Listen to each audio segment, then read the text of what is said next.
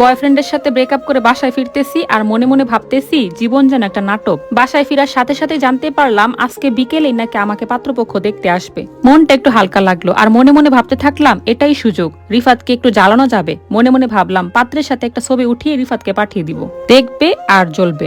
সে আমাকে চ্যালেঞ্জ করছিল যে 1 সপ্তাহের মধ্যে একটা নতুন বয়ফ্রেন্ড বানিয়ে দেখাও দেখি, কিন্তু আমার তো 1 ঘন্টাও সময় লাগলো না, 1 সপ্তাহের মতো সময় তো আমার লাগলোই না, তাও আবার সেটা বিয়ের পাত্র হিসেবে। এ তো মেঘনা চাইতেই জল। বিকেলে ভাবির সাহায্য নিয়ে একটু সাজুগুজু করলাম, লাল শাড়ি, কানের দুল, হালকা মেকআপ, সব মিলে আমি নিজেকে চিনতেই পারছিলাম না। এদিকে পাত্রপক্ষ চলে আসলো, তাদের সামনে আমি লজ্জায় মাথা নিচু করে বসে আছি। ছেলের মা আর চাচি আমাকে প্রশ্ন করছে আর আমি হালকা গলায় সবকিছুর উত্তর দিচ্ছিলাম। শুনে মনে হলো আমাকে তাদের খুবই পছন্দ হয়েছে। হঠাৎ ছেলের চাচি বলে উঠলো, ছেলে মেয়ে আলাদা করে একটু কথা বলা দরকার। আমিও মনে মনে ভাবতেছি আমি তো এই সুযোগের অপেক্ষা করছিলাম। এরপর ভাবি আমাকে একটা রুমের মধ্যে বসিয়ে রেখে গেলেন। এর মিনিট খানেক পর পাত্র রুমে আসলেন। পাত্রকে মাথা নিচু করে বললাম, আপনি যদি আমাকে পছন্দ করে থাকেন তাহলে আর কোনো কথা বাড়ানোর দরকার নাই, আসুন আমরা একটা সেলফি তুলি। ঠিক তখনই অচেনা কিন্তু পরিচিত এক কণ্ঠস্বর আমার কানে এলো, সেলফি তুলবেন? দুপুরবেলা এক্সের সাথে ব্রেকআপ হয়েছে তাকে দেখানোর জন্য? বয়ফ্রেন্ডকে জেলাস ফিল করাবেন বলে? এটা শুনে তো আমার হাত পা কাঁপতে শুরু করলো। সাথে সাথে বিকট শব্দে আমার হাত থেকে ফোনটা মাটিতে পড়ে গেল। ফোনটা মাটি থেকে উপরে তুলতেই দেখি এটা রিফাত। ও মা, এসব কি দেখতেছি আমি তো পুরাই স্তব্ধ হয়ে গেলাম। সে ঠোঁটে হাসি রেখে বলল, তুমি কি ভাবছো? তোমার সাথে আমার 4 বছর ধরে প্রেম। 4 বছর ধরে আমার সাথে প্রেম করে তুমি অন্য কাউকে বিয়ে করে নেবে আর আমি সেটা সহ্য করব? আমি বেঁচে থাকতে এটা কোনোদিনও হতে দেব না। তোমার বিয়ে হবে, তবে আমার সাথে, আজকেই হবে। আমি তো হতভম্ব। এরপর বললাম, তুমি কি পাগল নাকি? আজ দুপুরেই তো আমাদের ব্রেকআপ হয়ে গেল। সে বলতেছে, হ্যাঁ হয়েছে, সেটা তো গার্লফ্রেন্ড বয়ফ্রেন্ডের মধ্যে, আর এখন শুরু হবে হাজবেন্ড ওয়াইফের সম্পর্ক। ঠিক তখনই ভাবি দরজায় টোকা দিলেন আর বললেন, তোমরা যদি বিয়ের আগে এত গল্প করো, বিয়ের পর আর কি গল্প করবা? আর কত কথা বলবা? বাকি কথা না হয় বিয়ের পরেই বইলো। বড়রা অপেক্ষা করতেছে। রাতের বেলায় ঘরোয়া ভাবে আমাদের বিয়েটা হয়ে গেল। কিন্তু রিফাত কিভাবে সব ম্যানেজ করছে আমি কিছুই বলতে পারি না। রাগ, অভিমান সব আমার নিমিশেই চলে গেল। আমার তো এটা ভেবে হাসি পাচ্ছিল যে দুপুরবেলা আমি যার সাথে ব্রেকআপ করলাম, রাতের বেলা তার সাথে আমার বিয়ে হয়ে গেল এবং এখন সে আমার স্বামী। সকাল থেকে রিফাতের প্রিয় খাবারগুলো রান্না করেছি, কেক আনার জন্য দোকানেও গিয়েছিলাম। দোকান থেকে বাসায় এসে দেখি শাশুড়ির গলা বেশ গম্ভীর। উনি বলতেছে, এত কিছু রান্না করতেছে কেন? এই কেক আবার কার জন্য?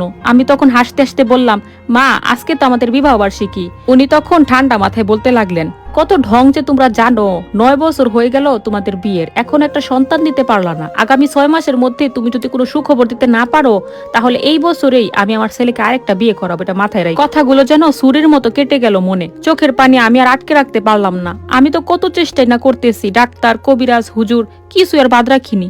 তারপরও কেন কাজ হচ্ছে না? ডাক্তার তো বলেছে আমাদের দুইজনের কারোরই কোনো সমস্যা নেই, ইনশাআল্লাহ, আল্লাহ দিলে অবশ্যই আমাদের ছেলে মেয়ে হবে। রাতের বেলা যখন রিফাত বাসায় এলো তখন আমি ঘর অন্ধকার করে রুমে বসে আছি। তখন সে আমাকে বলল, আমি বাহির থেকে খেয়ে এসেছি, তুমিও দয়া করে খেয়ে নাও। এই বলে সে ওয়াশরুমে চলে গেল। আমার বুকটা কেঁপে উঠলো। আজকের দিনটাও সে এভাবে ভুলে গেল। ভাবতে লাগলাম, যে মানুষ আমাকে না খাওয়ানো পর্যন্ত বসে থাকতো, সে মানুষটা এত গুরুত্বপূর্ণ একটা দিনের কথা এইভাবে ভুলে গেল। 7 মাস পরে রিফাত একদম বদলে গেছে। সারাদিন বাইরে বাইরে থাকে, ফোন দিলে খালি ব্যস্ত থাকে, আমাকে একদমই সময় দেয় না। আমাদের মধ্যে কথাবার্তা কেবলমাত্র প্রয়োজনের মধ্যে সীমাবদ্ধ থাকি। ইদানিং মনটা খুবই শূন্য শূন্য লাগে। সেদিন দেখলাম শাশুড়ি মা খুব তাড়াহুড়া করে কোথায় যেন যাচ্ছে। ওনাকে জিজ্ঞেস করলাম, মা আপনি কই যাচ্ছেন? তখন উনি বলে উঠলেন, যাচ্ছি একটা কাজে, ফিরে এলে জানতে পারবে। মনটা কেমন যেন করে উঠলো। রাত 8:30টার দিকে দরজায় বেল বাজলো। দরজা খুলতেই আমার দুনিয়াটাই কেমন যেন থেমে গেল। রিফাত দাঁড়িয়ে আছে, পাশে একটা অল্প বয়সী সুন্দরী মেয়ে, পরনে লাল বেনারসি, মাথায় ঘুমটা, গলায় সোনার হার, নতুন বউ। তখন শাশুড়ি বলে উঠলো, রুমে কি আজকে আমাদের যেতে দিবা না নাকি? আমি একটু সাইড হয়ে দাঁড়ালাম। তারপর রিফাত আমাকে বলল, রুমে আসো, তোমার সাথে আমার কিছু কথা আছে। রিমা, ভয় পেও না, মেয়েটার নাম জেমি, আমি ওকে বিয়ে করেছি। তুমি ভয় পেও না, তোমার জায়গা কোনোদিনই কেউ নিতে পারবে না। ও গ্রামের মেয়ে, খুবই সহজ সরল, সাদামাটা। ওকে বিয়ে করেছি কেবলমাত্র একটা সন্তানের জন্য। মা জোরাজুরি করছিল অনেক। তুমি তো জানো আমি একটা মাত্র ছেলে আমার বাবা মায়ের, তাদেরও তো ইচ্ছা থাকতে পারে নাতি নাতনি দেখে যাওয়ার। আর আমি তো কেবলমাত্র 2টো বিয়ে করেছি, ছেলেরা তো 4টা বিয়ে করতে পারে। তুমি প্লিজ রাগ করো না, মেনে নাও। তোমার জায়গা কেউ কখনো নিতে পারবে না। আমার শুধু 2 চোখ দিয়ে গাল বেয়ে পানি পড়ছে। শুধু বললাম, নতুন বউ তোমার জন্য অপেক্ষা করতেছে, তুমি সেখানে যাও। রিফাতের চোখ মুখে অপরাধ বোধের ছাপ। কিন্তু আজ তো আমি ভেঙে পড়বো না, কারণ আমি বুঝতে পেরেছি আমি কোনো কালেই ওর ভালোবাসা ছিলাম না। আমি ওর কেবলমাত্র একটা ভালো লাগার মানুষই ছিলাম। পরদিন সকালে নিজের হাতে নাস্তা বানালাম। সবাই টেবিলে বসে বসে খাচ্ছে আর আমি পরিবেশন করছি। রিফাত আমাকে বলল, বসো, আমরা একসাথেই খাই। তারপর জেমিও আমাকে মিষ্টি হাসি দিয়ে বলল, আপু বসে পড়েন না, আমরা একসাথেই খাই। আমিও শেষবারের মতো ওর সাথে খাওয়ার তৃষ্ণা মেটালাম। খাওয়া শেষে নিজের ঘর থেকে গোছানো লাগেজটা বের করে নিয়ে আসলাম। শাশুড়ি মা তখন বলতেছে, এই সকাল সকাল কোথায় বের হচ্ছ? চুপ করে থাকলাম। এরপর রিফাত বলল, রিমা আমি তো তোমাকে বলেছি তোমার জায়গাটা কেউ কোনোদিনই নিতে পারবে না, তুমি কোথায় চলে যাচ্ছ?